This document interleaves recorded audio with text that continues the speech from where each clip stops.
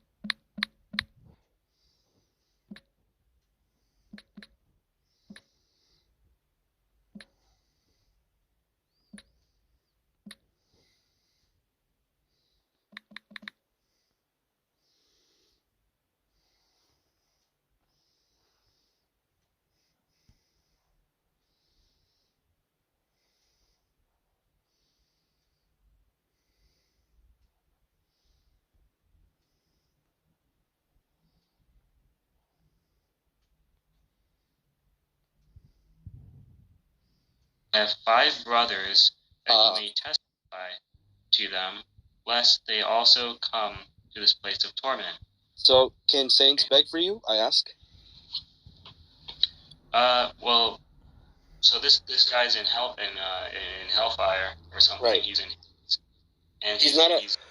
He's not a saint, but our Lord Jesus, of course, is saying the parable, and Jesus wouldn't be telling us this stuff if it wasn't true. Why would he say such a lie, you know? So what he's telling us is that the dead keep living, and yes, they can beg, even though this guy was in hell. If you keep reading, Abraham denies his request because he's like, no, they already have the prophets to, teach him. If they reject them, then they're not going to listen to you either way. So what it's saying is that it's an evil person begging, so it's not going to happen. He's evil. He's nowhere near God. But if a person near God that's a saint that is with him in heaven because they were saved begs for you, it is possible that God Himself may listen to you, since they can beg, and according to biblical scripture, they're not dead and they still alive and they can still see and they can still beg. Whoa, whoa, whoa, whoa, whoa, whoa. I thought we were in a holding pattern until such time as Judgment Day. So how can you be in hell and not be in a holding pattern? You're not. You're not. So, who said you were in a holy pattern? Yeah. Well, I guess that was kind of like my.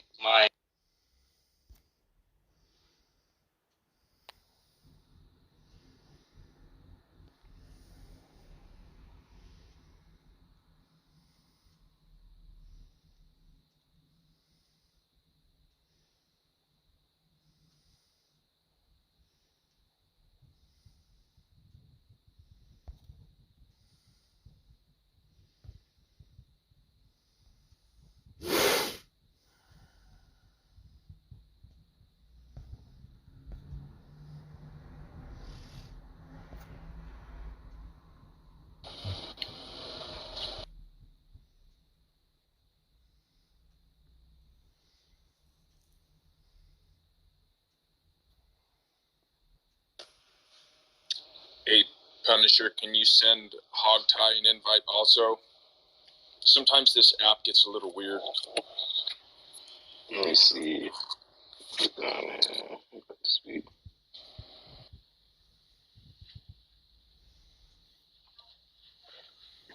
Oh my goodness, that was arduous. Thank you guys for toughing it out and shouldering that burden. I have no idea what I'm doing. I didn't see the first invitation. The second one, I was just swiping something up by the clock, and I saw a green box appear and disappear. I'm so clueless about Clubhouse. Hogtie, give me 1.5 minutes. I've got to run out to my garage really quick, and I'm going to lose signal, so I'm going to set my phone down. But while I'm gone, I'm going to ask you if you have a rational justification for your position that there is no God. Okay. And I'm trusting that you're going to have an answer this time. Well, like I did last time, but yeah, I would love to. Last time it was a response. No, it wasn't an answer. Wait, okay. It was a response last time, but it wasn't an answer. Okay, I'll try again. Give me like 1 minute. All right, thanks.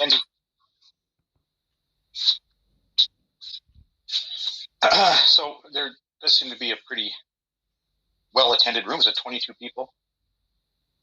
going to fill the dead air a little bit. And what you're going to hear as soon as he comes back is unfortunate. After all that difficulty trying to get me in, I have to leave. I got to take my kid to his meeting tonight. But once he's dropped off, I'm quite happy to have a good conversation.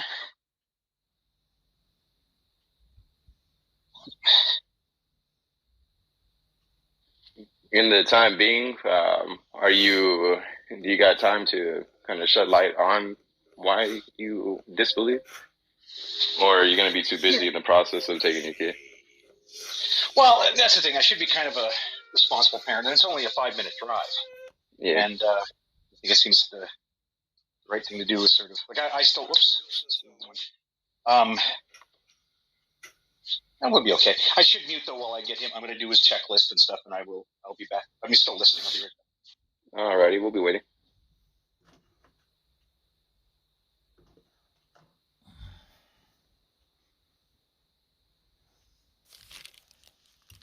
All right, give me like 30 more seconds. And do that. Brace yourself to not fall out of your chair. I'm sure that my explanation will. I'll put on my seatbelt. Be consistent with others. Sure. Okay, hang on. Where's my tobacco gone?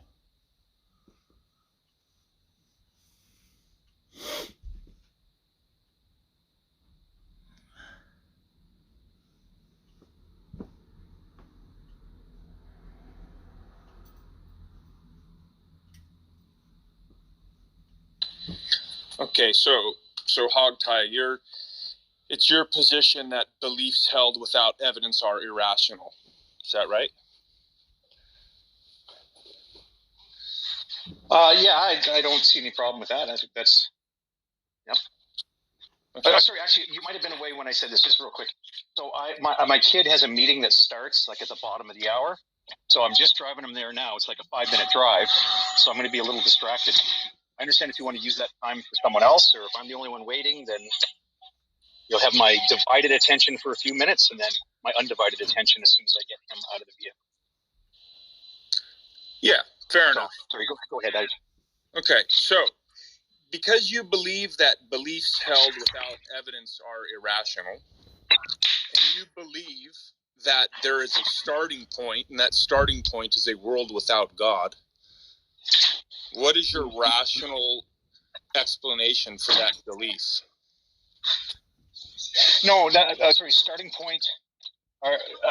You're asking about starting point for reasoning or starting point for things existing? There is a starting. One starting point is A. The other starting point is not A. From your starting point of A, you're saying, hey, you over there on not A, what is your rational justification for your belief?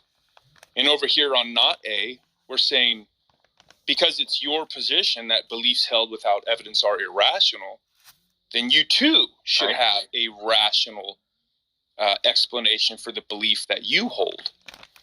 Okay, and that A, if we fill in the value for that A, it is either the God world or the not God world.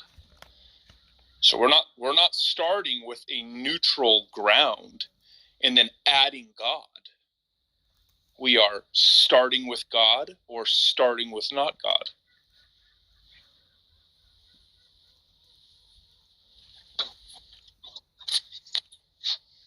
Oh, I hear you now. Can you hear me now? Okay. Yeah. Yes. Oh, there we are. I forgot about the other problem about, I'm just going to drive my kid to this thing. As I drive away from the Wi-Fi router, and you get that unfortunate network problem. Okay. The last thing I'd ask you was, when you say starting point, do you mean like your starting assumptions? Like there's the start of all time, the start of the universe existing. Obviously, my thinking has nothing to do with that. I assume, like, are you asking me about the foundations for reasoning? Yeah, so for the foundation of your worldview is that there is no God. No. And the misrepresentation comes. Well, I can show you how that's the case, even though you might deny it explicitly. I can show you how the way that you view the world entails an implicit denial at the very least, if you would like. But I'm... Yeah. Would you like me to do that? No. Yes, I would. I'm letting you set your own schedule, man. You're trying to tell me what you're trying to tell me. So, yes, I would. Doesn't have to be right now. I don't want to misrepresent you. So I'm assuming that most, because of the position that you hold, typically, let me try to steel man it, and if I'm wrong, you can correct me. But typically, you hold to the not God position, and you feel that anyone who adds God to that starting point needs an explanation for doing that. Is that right? That's fair. That's fair. I like that. Yeah. Okay. But that's accurate. What I'm saying is that is a misrepresentation of the biblical worldview. We are not starting on a neutral ground. We're not starting at the same ground where there is no God, and then the Christian or the theist says, "Hey, I'm going to add God." See, what I'm saying is there is no neutral ground. There's no gray area. You are either starting with God or you are starting with not God. So when you ask for evidence for that God position, what follows from that is that you believe in a not God position, which would also entail an explanation. So what is your explanation for the belief that you hold that there is no God? Okay, well, the first important correction is no, I don't start from a not God position. And I will welcome either after my answer or whenever, if you want to explain why it would be the case. Because I think you're saying you actually have an argument that says that my foundation is a not God position. I don't believe that to be the case. Well, then you're either backpedaling, because I was very clear and you acknowledged it. When I said you believe that there is a neutral ground and the theist adds God and you require an explanation, you said, yes, that's my position. No, actually, the first couple of times. So you start with God then? No. And actually, there's one other correction I got to make. This is a correction of something I said about beliefs being justified. I mean, I assume you meant like consequent beliefs, or what do you call them, contingent or dependent beliefs. I mean, people can hold beliefs without justification. That's fine, but obviously, I'm saying that it's better when you have some justification, some combination of evidence and argument. So are you saying that because you have no justification for the belief that you hold where there is no God? No, whatever you just said. No, that is not what I mean by that. I'm saying that is that I don't have justifications for my foundational beliefs because I don't have justification for my foundational beliefs. So I was with you up to that point, but the idea that not God is a foundational belief, that's not true. I like your other point better when you say, well, if you're going to conclude that there's no God, then you do have a justificatory, I got to say it slowly, I never get it right. You do have a justificatory burden. That is, if I tell you, well, I don't believe in God, you have every right to ask me, well, why? Like, have you reasoned through that? Is it emotional? Do you have a justification? And I do think I'd have that burden. So you're attempting to appeal to some neutrality, and I'm saying that neutrality doesn't exist. You are either going to view the world and the evidence around you as if it is derivational of God. So let me explain that. If it is the case that an all-powerful creator God exists, and that is my position, and this God created all things, then everything would be evidence of God, including the plant in front of your residence. Right. So when you say, well, where's this evidence of God? And I know you haven't said that yet. Okay, but from that starting point, everything would be evidence of God. Now you are. Right. I'm not asking you if you know whether or not that's the case. Okay, I'm asking you, how do you view the world around you? Do you walk out your door and you look at the plant in front of your yard and you say that is the fact of that plant is that it derived from God? Or do you view that plant in the light of a not God world, where there is no causal relation between that plant and God? Yeah, well, my conclusion, not assumption, but my conclusion is when I see, some fact, like, oh, there's a plant in my front yard. No, I don't see that plant and then think in terms of, oh, well, there's obviously a God behind that. So it sounds to me like you're saying that. Oh, go ahead. So then the way that you view the world entails, at the very least, an implicit denial of God. Okay? So how is it that that plant is not evidence of God? How is it that this world that you live in, there is no God? I'm trying to figure out if this world can be rationally justified, or this world where there is no God only exists in your imagination.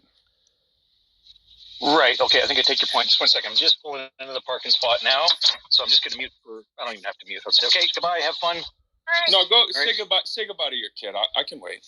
No, it's fine. It's just a drop off. There's a place you can stop at for like 10 seconds and kick your kid out. Okay.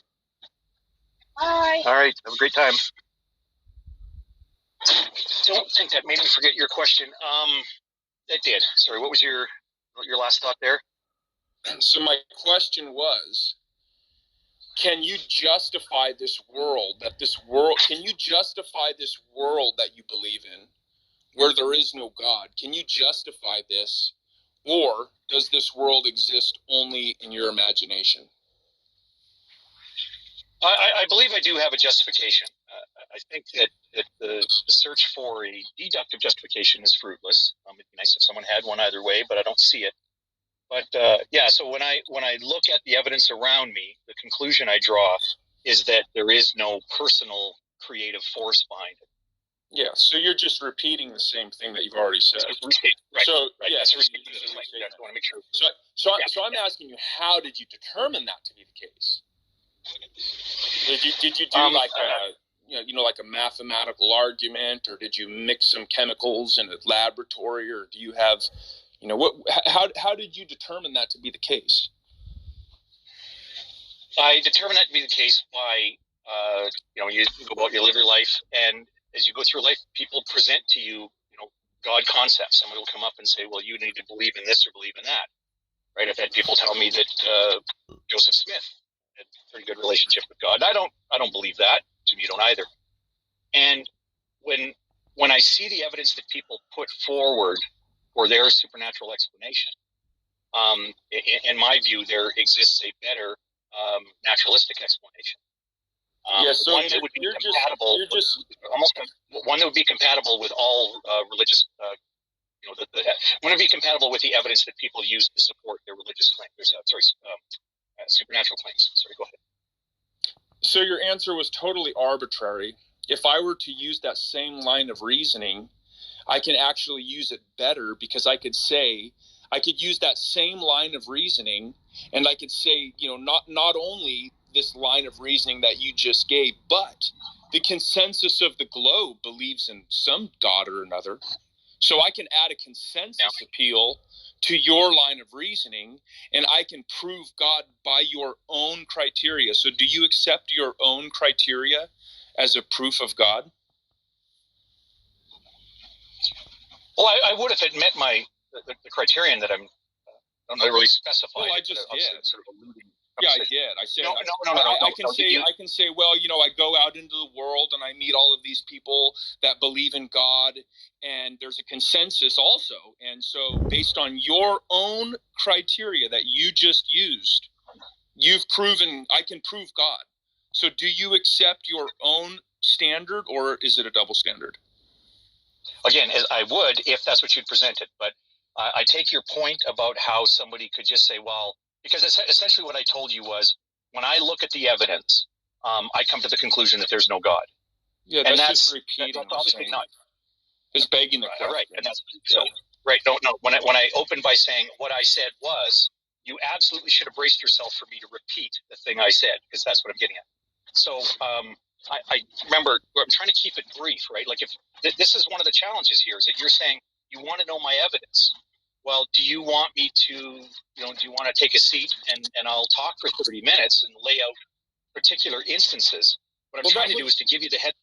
Yeah, that would be a Gish Gallop, because I can we're just going to go through them. We can just go through.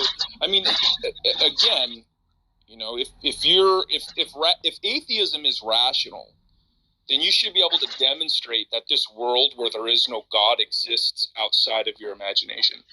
And so far, the only explanation that you've given was arbitrary and would actually better be suited by the theist to prove God, because the majority of the people in the world believe in one God or another.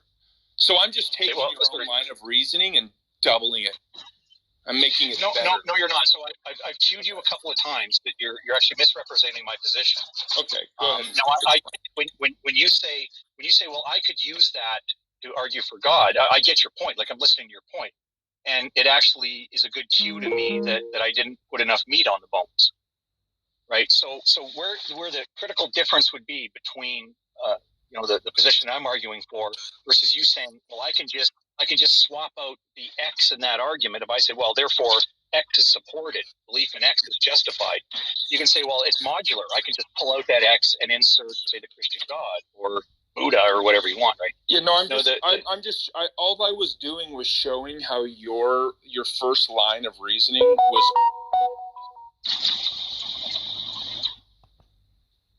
You went suddenly. Yeah, sorry, I was trying to get a phone call. I was showing that your line of reasoning was arbitrary.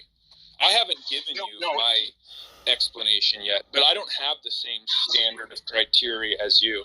I'm simply I could be a note behind a magnet stuck to a refrigerator asking you the question, how is it there is no God? Oh, sure, yeah. No, I get that. Your position doesn't matter.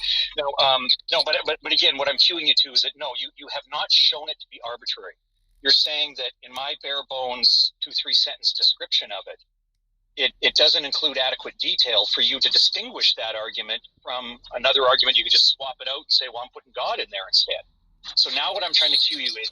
So I can respond to your. I can respond a different way. I can say that it's a non sequitur. If you want. Well, you can say that, but you have to understand. Yeah, so it doesn't follow that because you have had some personal experiences in the world, and you've talked with people that share the same bias as you. It doesn't follow from that there is no God. Okay, well, so you can go that. We can go that way too. No, you'd be mistaken. You'd be in that case, you'd be flatly mistaken to call it a non sequitur, right? Because I did not draw a deductive conclusion. Like a non sequitur, as you know, I'm not telling you like you don't know, would be that if somebody says, okay, I'm going to give you a deductive argument, they lay out premise 1, premise 2, however many premises, and then they lay out premise, a conclusion, and you go, huh? Yeah, that doesn't follow from the premises. And the person insists that it does, but it doesn't. I didn't do that. That's not what I did. I appreciate that. But bottom line is your conclusion doesn't follow. Okay? It doesn't follow that because you've had some experiences in the world and you've met some people that share the same fantasy that you have failed to, explain that exists. It doesn't follow from that there is no God. So do you have another, like an actual real? Okay, so you're saying it doesn't follow that in fact there is no God? I feel like you're tap dancing. I mean, I don't know how much more I can beat this up. The line of reasoning that you gave is arbitrary. Okay, a theist could use that better. Anyone could use that line of reasoning. So, hold on. Let me explain why it fails a different way. Okay. Someone that holds to a flat Earth position can use that same line of reasoning to come to the conclusion that the Earth is flat. They can say that they have had these experiments that they've done, and they've had these experiences, and there's even a community of people that agree with them. But it doesn't follow from that the Earth is flat, and that's the same line of reasoning that you've given me. So there's three different paths that show how your line of reasoning failed. Do you have another one? Just the best? Again, none of them. So first off, when I rightly pointed out that your reference to me making a non sequitur was flatly wrong, And you said, oh, okay. You sort of took that. Okay, I see what you mean. But then now you're still including it in the list. Like you bumped your head or we're still talking. Okay. God exists because I've had some experiences in the world and I've met a lot of people who agree. Do you accept that? Awesome. I don't care. I didn't make that argument. Do you accept that? Yes, I accept that you believe in God. I accept that That's you not have. What I asked. Hogtie, you need to do better. Do you have a non-fallacious line of reasoning? I do. Okay, let's hear it. Okay, now that means you're going to actually have to listen. Now let's be super clear about this. You picked up a few words of my earlier, the sort of bare bones of my justification, and you're like a dog with a bone. You think you know what I was saying, and then as soon as I say, okay, that's the first bit, let me try to explain that, you interrupt, and you once again repeat this suggestion that it's modular and it can be swapped out for anything else. So if I can, I would like to tell you how this reasoning is different from just saying, well, worldview X is the thing I believe in, and I thought about it, and that's the conclusion I came to. That is obviously a hollow argument. I said that right from the beginning. So what the difference is and brace yourself for the white swan fallacy, because what I'm telling you is all I've seen is white swans. Also, I've got to make clear, this has nothing to do with consensus. This has nothing to do with me knowing other people who also don't believe in supernatural creation. So wait, let me get this straight. You're going to support your failed line of reasoning with an acknowledgement that your next line is also fallacious, and you're going to double down. Okay, so you're supposed to be defending the rationality of atheism. I mean, I want to thank you for that. I take note that you offer no justification for your own worldview. And all you do now is you are not representing my worldview. You don't understand it. You're not listening to it. You're not listening to my justification. Hey, Hogtie, if you pile enough fallacies on there, you could probably just pile them all on there. Is it getting better or worse? I have made no fallacies in my presentation. I made a reference to the white swan fallacy. You just said I'm going to double down with a white swan fallacy, like you're playing cards and you're at a table. That's not what I said. The room is smoky and you got a cigar and you're like, aha, watch this, and you throw down another fallacious line of reasoning. Okay, and then you want to claim victory. That's fine. Yeah. No, I certainly can't claim victory because I have not been able to make a move. I gave you, and I appreciate the time you gave me. Go ahead.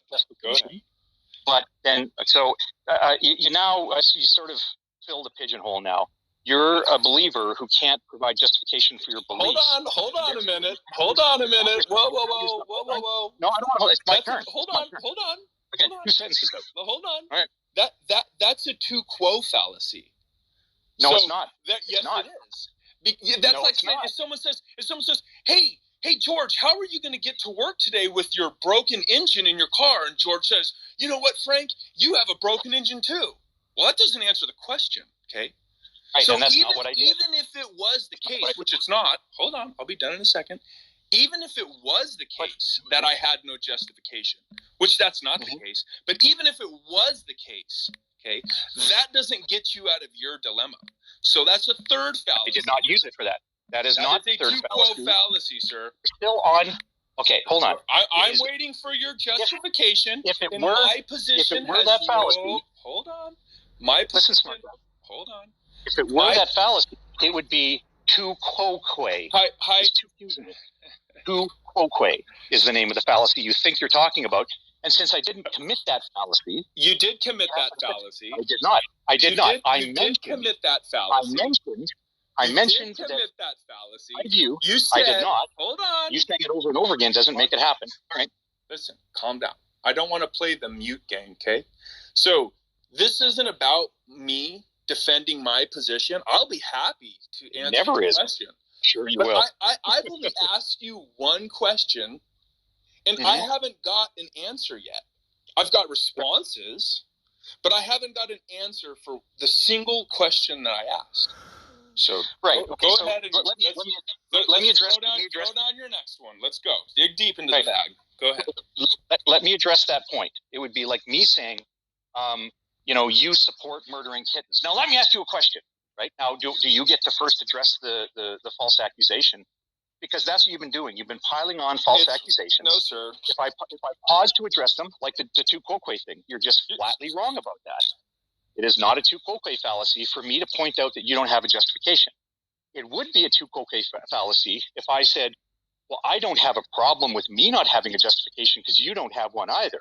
And you correctly explained the tu quoque fallacy. Hog tie, you're just running out. You're just running out the clock, man. Okay, here's the thing. You're just running out the clock. Look, the question stands. No, there is no clock. There is no clock. Well, there is a clock because I'm not going to do this all night. I'm going to start eating dinner here soon. So the question stands. What is the rational justification? And I've already explained to you, and we've already been through this at the beginning of our conversation. You clearly acknowledge that you view the world as there is no God. Whether you want to admit it or you want to play that you haven't determined it or you're indecisive or any of those things, that's fine. No, I view the world. You view the facts. You view the plant. You view the plant in front of your yard as if it is not derivational of God. And I have already explained to you that at the very least, that is an implicit denial of God. And when I ask you what justifies that, I just get these long answers that are not these long responses. Okay, So, okay. Then go ahead. Let me address that. Absolutely, then we'll give you my justification. Here's the thing. Okay. Justification for complicated issues. One second. I'm not trying to be rude. Hold on. Let me just. I'm just trying to click my seatbelt. Hold on. Okay, got it. Go ahead. Okay.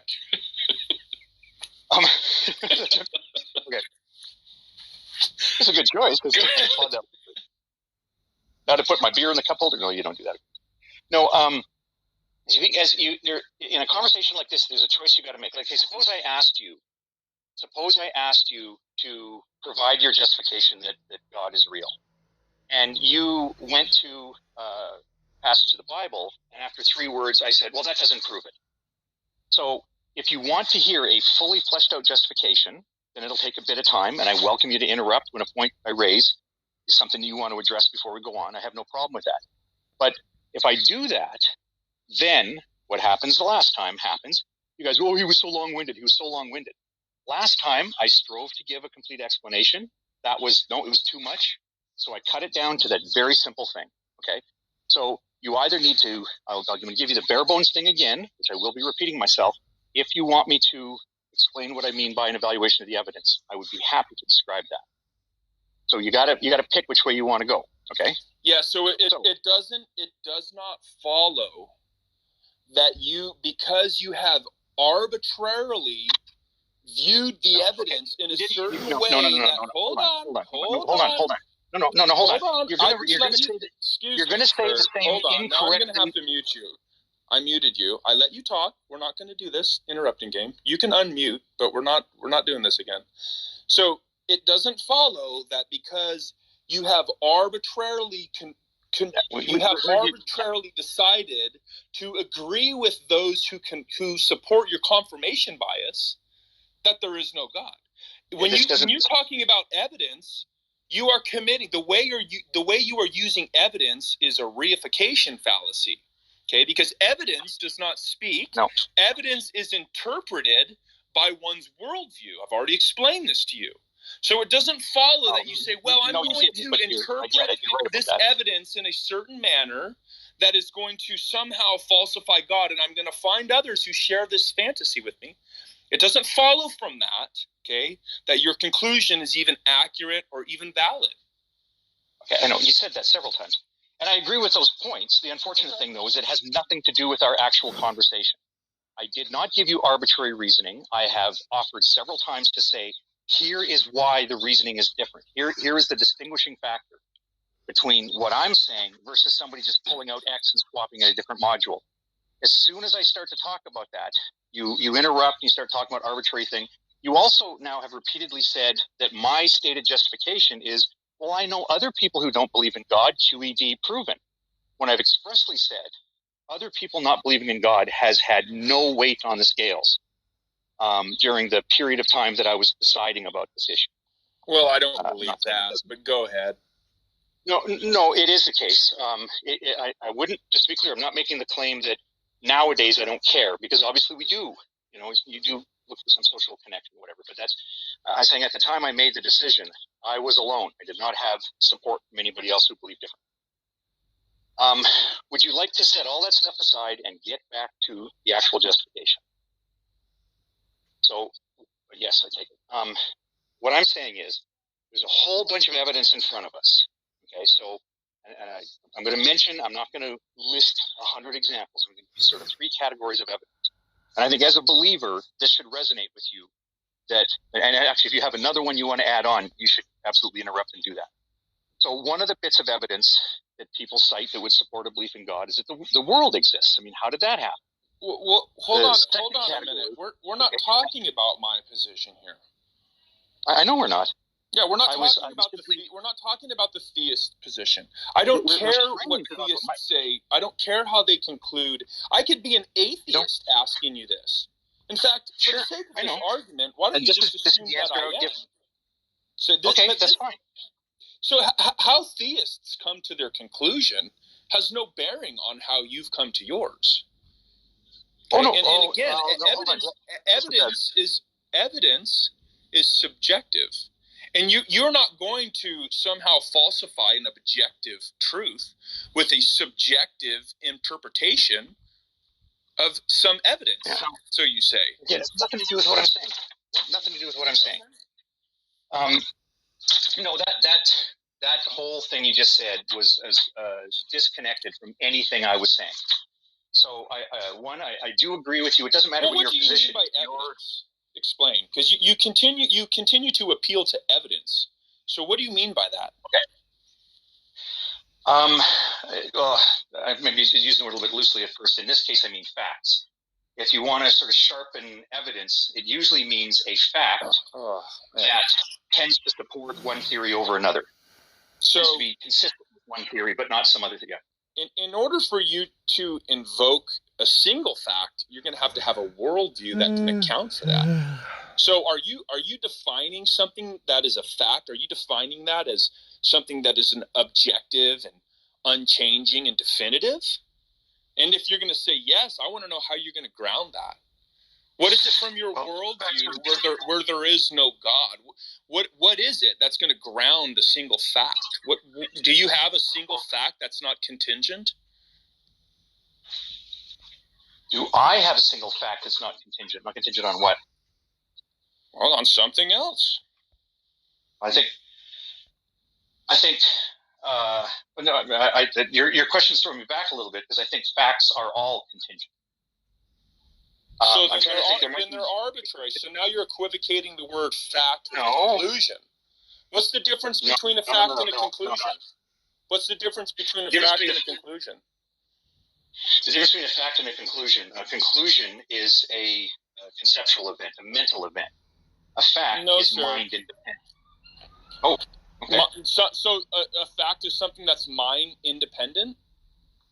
Yes. So where do those exist? Well, in reality. What do you mean by reality? Whose reality? I mean, no. Sorry. About the physical. I don't want to go. Huh? Well, I don't want to use. I mean, if you wish to, we can probably do so. I think you did this the other day too, where you mentioned you want to use the word reality in this postmodernist way, where you have my reality and I have my reality and things like that. Is that how you? I'm simply asking you, when you start using these terms, and typically these are cliches that you're using, especially when someone says something about reality, because when you're talking about reality, you're either going to be talking about like the conceptual reality, right? Or you're going to be talking about the set of all real things. And if you're talking about the set of all real things, then how does the tumbleweed blowing through the ghost town, how does that have any bearing on what we're talking about here? And if you're talking about the concept of reality, then whose concept are you referring to? Again, those who arbitrarily support your bias, or are you talking about the theist's concept of reality? Because I'm not aware, when you're talking about reality, if we're going to be defining that by a worldview, what worldview are you speaking from? I don't know what you mean by reality. The biblical worldview offers a coherent explanation of reality. We have reality. Go ahead. Yeah, reality is that which is the case. That is to say, that which exists or is in a mind-independent fashion. Yeah, that's uninformative, sir. Oh no, it's perfectly informative. That says exactly what reality is. Okay, so the tumbleweed is the case, right? So you're saying that, well, when we lay out these facts in the context of reality, you're saying that, well, you know, there's a tumbleweed blowing through a ghost town, and there's a little bit of starlight that we'll never see on the backside of the moon, and somehow these things have a bearing on whether or not there is a God. I would say that those are facts that don't speak either way. So let's get the fact evidence thing, because you well, I'm just asking for clarification. You're being very obscure, and I'm just asking for clarification. And I'm trying to give it, yeah. Okay. So let me know if you want to use these terms differently, but a fact is just a thing, like the value of a proposition, like the sun is hotter than snow. Okay, so the sun being hotter than snow, that's evidence that there is no God? Hello? Is there someone else on the call? Are you talking to me? No, I'm talking to the third guy. The guy who came in and said, like somebody came in the room and said, the sun is hotter than snow, and therefore that proves there is no God. And that was addressing that. No, I was asking you that. You're talking about facts, which we're not going to agree on a single fact. So when you're talking about reality, these facts being spoken within a worldview or in a set of reality, you know, that's right where the disagreement is. Because the fact of an apple or the fact of the plant that's in front of your house that you're going to see every time you go in and out of your door, right? That is a fact from my reality, from the biblical worldview, or that fact derived from the mind of God. That fact of a plant would not exist if not for God. But you're not viewing that plant that same way, are you? Right, but the fact remains the same. By the way, it's worth pointing out we are now some great distance away from me providing a justification for the not God worldview. But it's because you wrote us way out here. No, sir. It's because you're using cliches, and I'm asking you to provide context. But that's fine. I think you don't know what a cliche is. When you say, well, we know God doesn't exist because there's these evidences and they're consistent with reality. I hear that all the time. But when I ask you to unpack that, what do I get? Just tap dancing? No. Okay. So again, what you're doing is you're doing the scorekeeping thing again. So if you say, if I make a point you don't know how to address, you're going to say, oh, that's a cliche. When it's not a cliche. Okay. You say, if I raise an argument that you don't know how to address, or I'm saying something that you know you're not going to be able to deal with it when I get to it, you're going to say, oh, well, you're tap dancing, or you cut off your head. Well, no, that's because. And by the way, one of the struggles we're having here is you're interrupting very frequently. If you need me to keep what I'm saying short. No, I'm not. I've been very fair. I've let you go on and on and on. No, you do not. The replays are on. Come on, the replays are on. In fact, what do you want to do? We're gonna. You and I'll sit down tomorrow. You're welcome to go back, and you can see how I've been entirely patient with you. Okay. Honestly, I'm a little tired of the meta conversation. Like, you want to talk about the actual material, or do you want to keep going with these meta? Oh, that's cliche, and I don't have to address it. And do you want to have? I don't know why you're melting down. All I've done was ask you to elaborate on the assertions that you've made. Not raising my voice. I'm being very calm. I'm just saying, there are a couple of guys who are interested in the topic and we want to talk about it. So let's have a conversation. That's what I'm saying. If you don't want to have a conversation, I'm okay with that. Okay. No one's forcing you. I've asked you one question. I've asked you how it is there is no God. That's all I've asked. And I've been waiting. I'm just waiting. No, you're not waiting. You're interrupting. Okay. Do you want me to do it? I'm going to do it now. Okay, I'm going to do it now. Stands. You're still talking. Okay. So go ahead. Okay.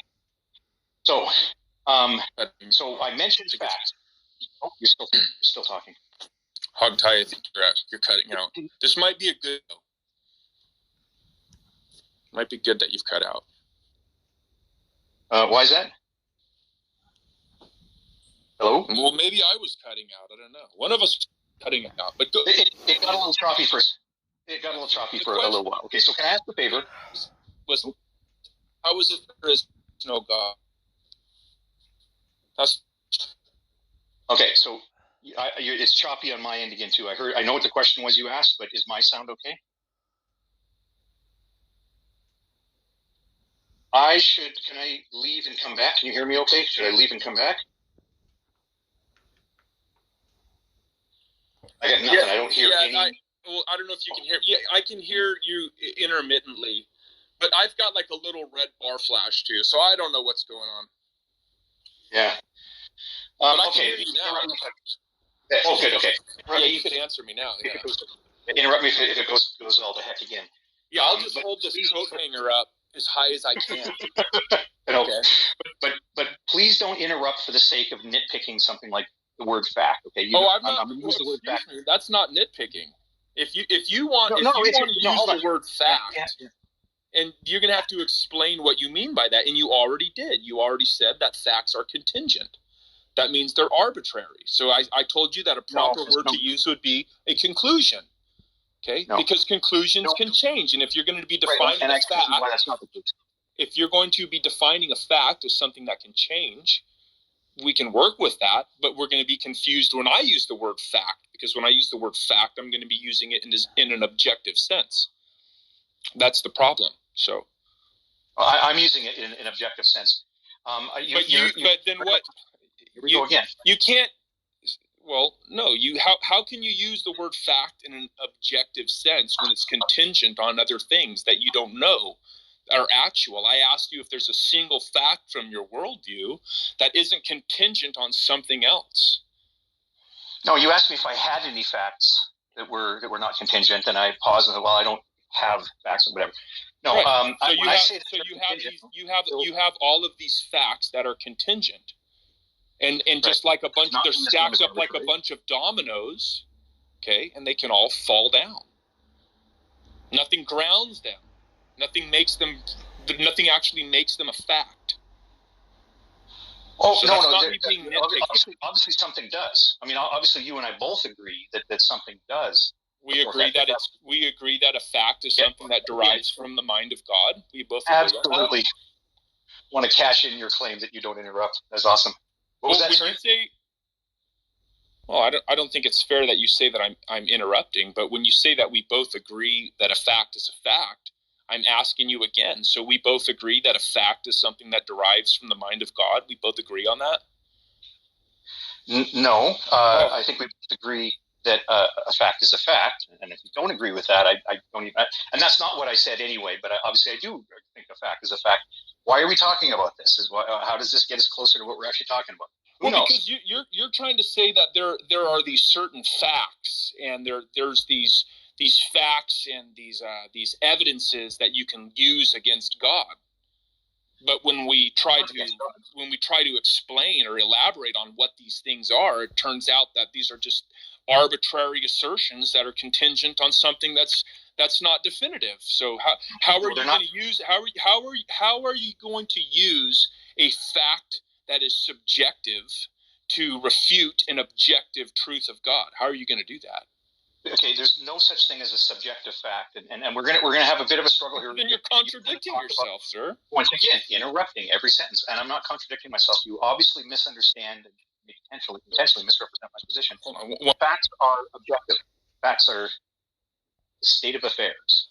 Hogtie, it's been fun, and I've got to run, so we'll just say this is me running from you because I'm just. But I've got to go roll out some pizza right now, and so so we'll just pick this up next time. All right, it's good chatting again. All right, thanks. So does that mean the room ends, or?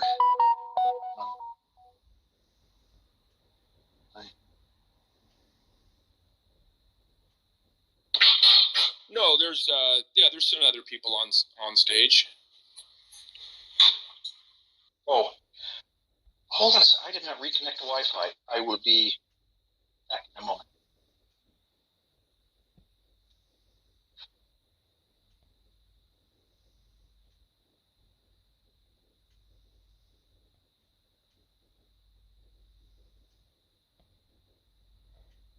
See, blinking arrows. Oh, there's my circle blinking.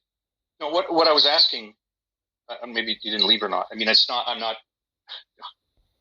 You're recording this. I don't want to sort of be the only person here. Hold on a second. Rob, I keep on inviting you up, but for some reason, try resetting your app and rejoining, Rob. Darth, are you on the mobile form? Ta-da! You're an iPhone guy, right? Yeah. Mm-hmm. And you're using your iPhone now? Or iPad or something like that? I'm using my iPhone, yeah. Okay. I'm an Android and having a heck of a struggle. Like, I mean, I get how the software works, but it's things like, Redefine said that he'd sent to me an invitation. And I went, oh, okay, I'll click on it. Don't even know where to look. And what is the symbol with the fingers, the hand with two fingers up? The heck is that for? That means peace out. It means you're going to leave quietly. Oh! Not obvious, but I can see why that would be helpful. You know, when you get potheads going, yeah, man, peace out, Yes. Yes, if they still do. I do, by the way, continue to use the word groovy. Groovy, I love that word. I love how people are taken aback from it. People who wouldn't even know, like, where the word comes from, like, they know it means cool. Yeah. But so the last time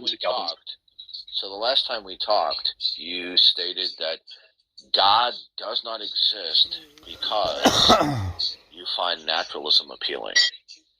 No, that's not what I said. That is exactly what you said. Okay. Well, whatever. Do you want to actually know? I am quoting you verbatim. I never said that. Yes, you did. No, you're saying that because I found something appealing, that is literally the cause of God. I asked you, what is your rational justification for the not God world? Mm-hmm. And you said you hold to the not God world because you find naturalism appealing. Those are almost what you said verbatim. Okay? Well, that's actually not okay. I'll just tell you my position. I'm saying that there's a variety of potential explanations for how the heck is there a world? Why is there something rather than nothing? And I'm saying that amongst all the candidate explanations, there is one that doesn't sort of step on the toes of the other. If you're going to believe in, say, Christianity, there's things about Islam that you simply can't accept. But what I'm saying is, under a naturalistic view, it provides a consistent, harmonious explanation for all the evidence that we see. I know. Obviously, we don't agree on that. But so are you affirming then that naturalism is coherent? Oh, that's a great question. At the end of that sentence, it explains all the evidence available. Is naturalism okay? I'd like it instead of you dodging and tap dancing and river dancing as usual. I'd like a direct answer to my question. When you invoke naturalism, are you communicating to us that naturalism is coherent? Well, I'd have to think about that. I wish you'd let me say the last three words of that sentence. I think it is coherent. I welcome you to point out an inconsistency. Now, in order to have naturalism coherent, whenever you make an invocation of naturalism in whole or in part, it's going to have to include aspects of continuity along with discontinuity. Okay, unity amongst disunity. Okay? Now, what is it that provides the unity in your framework of a plethora of a plurality of particulars? Where do you get any unity for an array of particulars? What imposes that? What makes it real? Real quick, Darth, I muted Hogtie because I was hearing what I thought was feedback. Hogtie, you might have to unmute your mic to talk. I apologize. Thank you, Rob. Yeah, no, that's fair. Is it kind of a chirp sound? I'm wondering if that is a radio or a TV on your end, Darth. Oh, it might. It's me. I have a background TV noise here. Okay. Okay, all good. Yeah, because one way was being the roadie. It was. Yeah, okay, that was what I was hearing. It's better. Okay. Did not lose your question. It was. I assume what you're asking about is kind of like what if we agree, which we do. There's some regularity. Things tend to happen a certain way, and then they don't happen certain ways. No, is there actual unity among the plurality of things? I don't. Okay, so that's not what you're asking. Then okay, I welcome you to naturalism. Your naturalism is that there is a myriad of a plurality of things, right? It could be. I don't know what you mean by that. No, you told me is naturalism. Does naturalism comprise a concrete one, or is it a concrete many? I don't know what that means. There are many things in the world. Okay. So naturalism is not just one concrete thing. Naturalism comprises a set of discrete concrete things. Well, like every other belief system, it includes the notion that there are things in existence. Okay. So if there were no categories of things or unity among the diversity of particulars, could you invoke the coherence of naturalism? I need you to ungobbledygook that sentence. What are you trying to say? For you, naturalism is a plethora, a myriad of particulars, right? Yes, there are a bunch of things that exist. That's true. Right. Now, in order to speak coherently about naturalism, either in whole or in part, it's going to have explicitly or implicitly various levels of unity among the diversity of particulars. Okay? Understand that so far? No. Okay. If you're going to talk about dogs and cats and trees and bunny rabbits, okay, atoms or electrons, these are all invocations of categories of things, okay, in an array of particulars, okay? So we're talking about that there are various levels or categories of unity among all the diversity of things, okay? Now, can you speak coherently about naturalism in whole or in part if the unity among the plurality of things were not real? Okay. I was with you till that question. So just to make sure I've got it, because then your example helped. We don't talk about cats. There are many cats, but there are also many things that exist that aren't cats. Okay, when we talk about electrons and cats and planets, you're invoking categories or unity among the diversity of things. Okay. So that's soda. Can you speak coherently, intelligibly about naturalism in whole or in part if the unity that you are conveying at any level is not real? If it's not real, unity, like those sorts of formation of those sets, is a conceptual thing. This is something that minds. Can you, instead of giving me a monologue, can you answer my question, please? I was finished talking. I literally was finished talking. Okay. So, can you speak coherently about naturalism if there is no actual real unity among the diversity of particulars? Well, then I would say no, because that would mean that there simply are no sets, no concepts. That would have to happen in a world where there just are no minds to do that. So you said naturalism is coherent. You also just confirmed that it is coherent because there is actual real unity among the diversity of particulars. What makes the unity real? I don't know what you mean by real unity. I thought you meant like... Is unity real among the diversity of particulars in naturalism? Yeah, I just literally asked you, what do you mean when you say unity is real? Okay.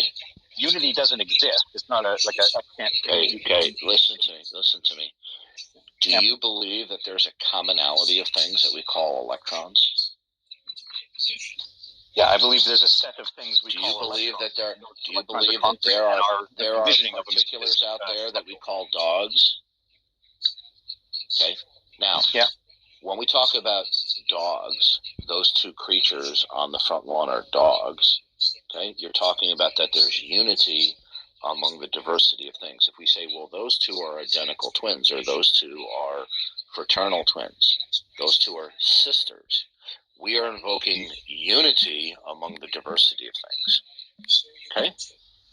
Now, is unity among the diversity of things a requirement for intelligibility? A requirement, like it has to precede it? I think. Does unity have to be real in order to speak coherently about naturalism in whole or in part? I don't believe so, because is it unity is real? Okay. Unity is conceptual. Okay.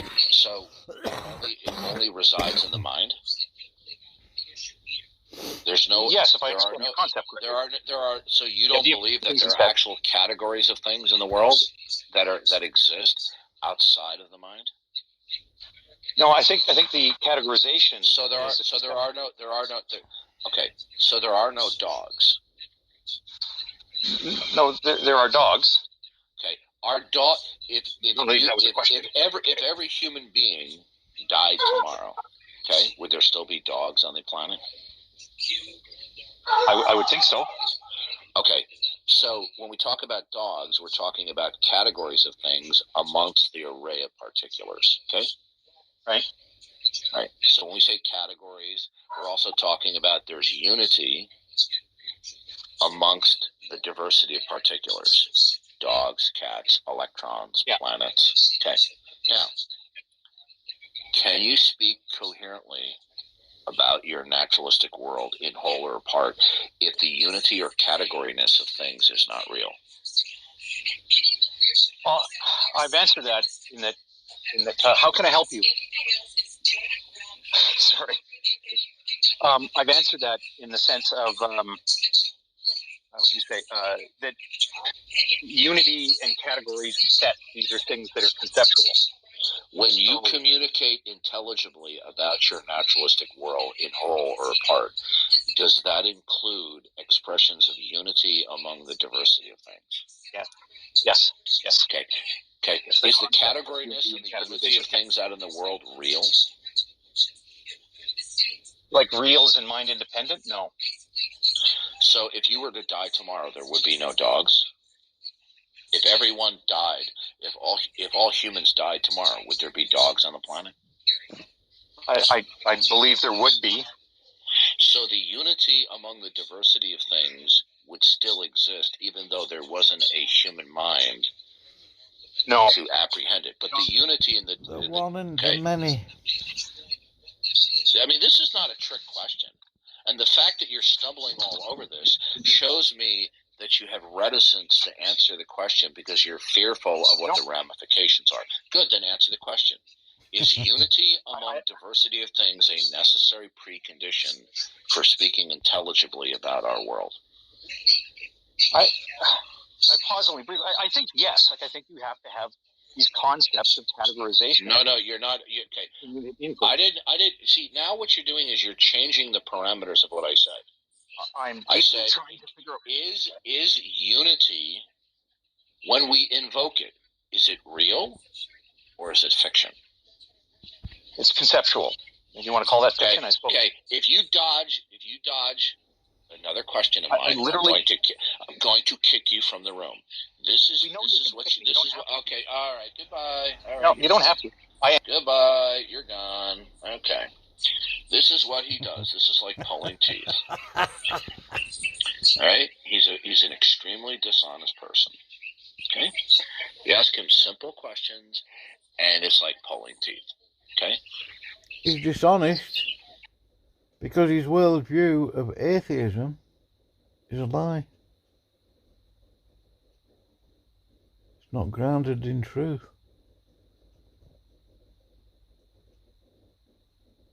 I've read some atheist syllogisms.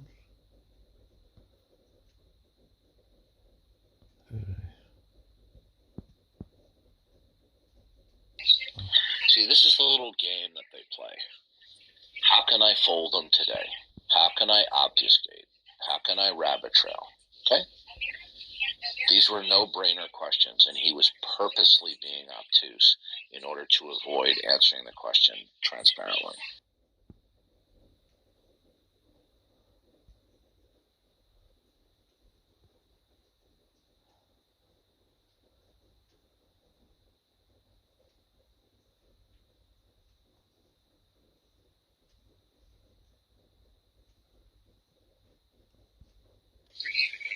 Okay, so Tomlak, I'm inviting you up. You want to come up one way if you want to come up? Okay.